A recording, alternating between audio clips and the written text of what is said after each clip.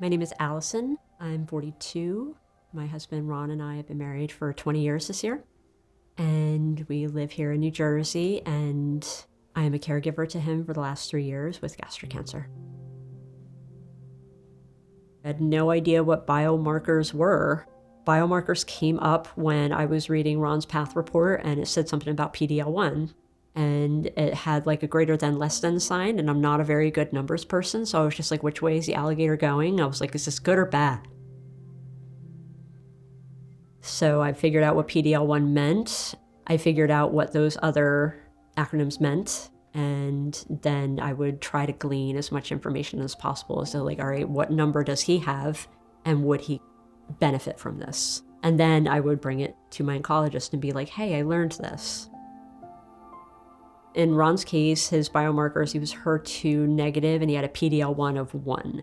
Some cancer genes overexpress in PD-L1. Some cancer genes overexpress in HER2 positive, and it's more hormone fed, for instance.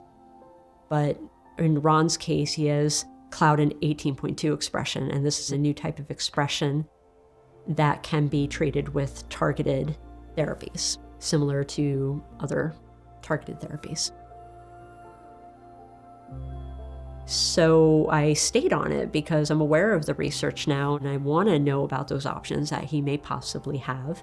So I pestered our oncologist a bit and said, could he participate in this clinical trial instead of going back on this chemo?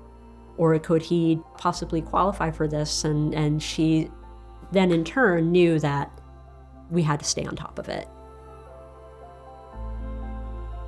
The specific resources that I found the most helpful were hospital resources, government resources, so would be clinical trials. If it was a .gov, National Institutes of Health, certain major hospitals and NCI cancer designated hospitals, they're going to provide you the most relevant information.